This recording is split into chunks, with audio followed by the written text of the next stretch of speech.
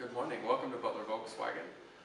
As I told you earlier, I'm Matt and Mr. and Mrs. Internet Peoples. This is your 2013 Volkswagen CC. Something I love to show all my customers is this really cool U-shaped design that Volkswagen did with the daytime running lights.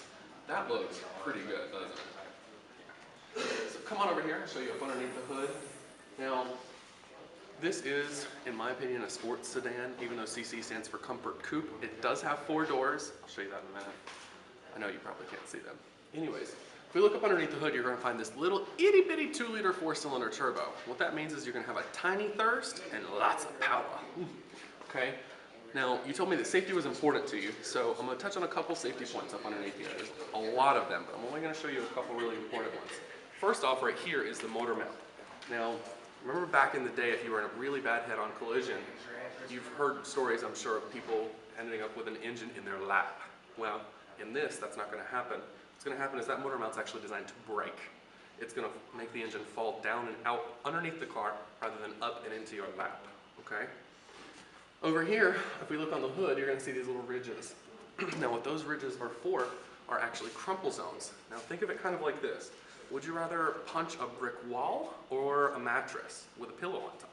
It's kind of like brick wall, or would you rather slow it down a little bit before it gets to you? Now, the reason that those have to be put there is because Volkswagen makes their cars so strong. If you actually look, this is real metal, it's not plastic. So these have to be put there to crumple the car, which are going to allow the engine to fall down and out, and you're good. There's also a ton of airbags, 6 as a matter of fact. And they're all dual stage airbags. I'll explain a little bit more about that in a minute. If we come on around here to the side, we take a good side profile look at the car. You're going to see that sloping rear part of the car. That's pretty, isn't it? That's where they get the coupe styling from. Comfort Coupe, even though, yes, there are 4 doors. And yes, there is quite a bit of room in the back seat. If we come on around here, I was actually the last person to drive this. I'm 6'3"-ish, and they're still good size for somebody to sit behind myself. Now, if we come on around to the trunk, there's a couple different ways you can open up the trunk. There's a lever on the door, there's the button on the key, and then this seamless back, there is actually a button. You just push in right here. It's going to open up itself. Now, with this car, you're going to find that you have monster mats, a first aid kit. Now, the reason you might need this first aid kit is, like you told me, safety is important. In the event of an accident, this first aid kit is going to be back here in the trunk. It actually velcros over to the side of this, or even down here, so it's not even going to slide around. Now, one other kind of important safety feature with this car, by kind I mean a lot, is in the event of an accident, you have a system called ICRS, which stands for Intelligent Crash Response System. In the event of an accident where the airbags deploy, the car's going to do a few things for you. It's going to turn off the engine, and how it does so is by turning off the fuel pump. Now, what that's going to do is keep gas from going all over the road, therefore keeping you from blowing up. Second, it's going to turn on your hazard lights so that people know that you're on the side of the road, know that you're there, they can see you, they're not going to hit you again. It's going to turn on the interior lights so that you can see to get out of the vehicle, and it's going to unlock the doors for you. Now, on a good safety note, Mr. and Mrs. Internet Peoples, you cannot be kidnapping people in this car. Don't even think about it. Because, you see, if you were to throw someone into the trunk, like so, ow! I'm a big guy.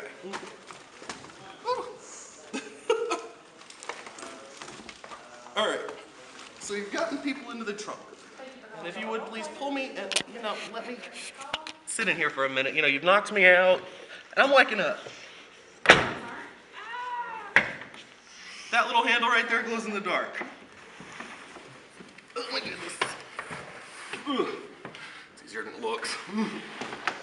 Okay, so, now that we're back out of the trunk, now I get to beat you up and take you to jail. So, if we come on around here, you're going to see you have this gas cap. Now, gas prices are getting a little bit astronomical these days, so You don't want people stealing your gas. Some companies have gone to the push. You know, that's okay. Volkswagen actually has the push when it's unlocked. This car, you actually have a lever inside of the door. So the only person that's going to open this is you, okay? Now there's also a lock there so that you can lock it if you valet your car. Come on around here. Take a look inside of there. You do have 3 full seats back there, and a center armrest for the back passengers that does let down. Now there are cup holders in that center armrest as well as a cubby hole. You can also pull down the back seats from right here, and they are spring loaded. You can pull the lever in the trunk or right here, and they do spring load on their own if the armrest is in the way. All right. Now, if you will please, have a seat right there for me.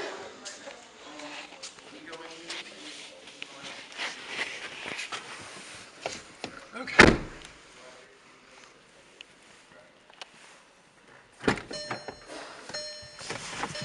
Now, while we're sitting in the car, there's a couple of things that I want to go over with you. First off, the mirror. We'll start up high and we'll work down low. The mirror is automatic dimming, okay?